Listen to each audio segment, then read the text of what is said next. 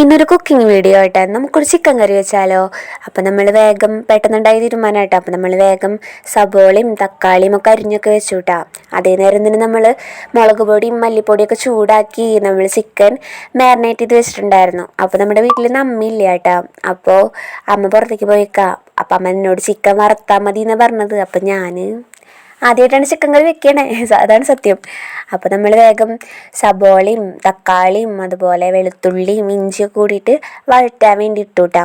അങ്ങനെ അതൊക്കെ ഒന്ന് വാടി വന്ന് കഴിഞ്ഞപ്പോൾ നമ്മുടെ മുളക് പൊടി മല്ലിപ്പൊടി അതുപോലെ മറ്റേ ചിക്കൻ മസാല അതൊക്കെ ഞാൻ ആദ്യം എടുത്ത് വെച്ചിട്ടുണ്ടായിരുന്നു. അപ്പോൾ അത് നമ്മൾ അതിൽ ഇട്ടു കേട്ടോ.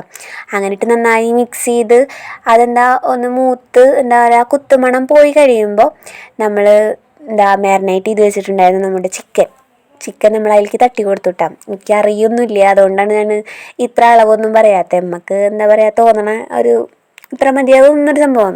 ഞാൻ എന്തുണ്ടാക്കിയാലും അതിലൊന്നിനും ഉപ്പ് കൂടും അല്ലെങ്കിൽ ഉപ്പ് കുറയും, അതാണ് മെയിൻ പ്രശ്നം. അതുകൊണ്ട് അമ്മ എന്നെ അങ്ങനെയൊന്നും ഉണ്ടാക്കിപ്പിക്കാറില്ല. അതാണ് ഞാൻ പറഞ്ഞത്, ആദ്യമായിട്ടാണ് ചിക്കൻ കറി ഉണ്ടാക്കണതെന്ന്. അപ്പം അമ്മ ആദ്യം പറയാറുണ്ട് ഇങ്ങനെ എന്താ പറയുക എണ്ണ തെളിഞ്ഞ് വരണമെന്ന് ഇളക്കാനൊക്കെ വിളിക്കുമ്പോൾ. അങ്ങനെ സംഭവം സെറ്റായിട്ടാണ് വേഗം ഷടപടയെന്ന് നടന്നു.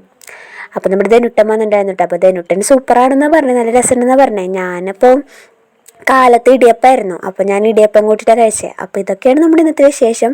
അപ്പോൾ ഓക്കെ, ബായ്.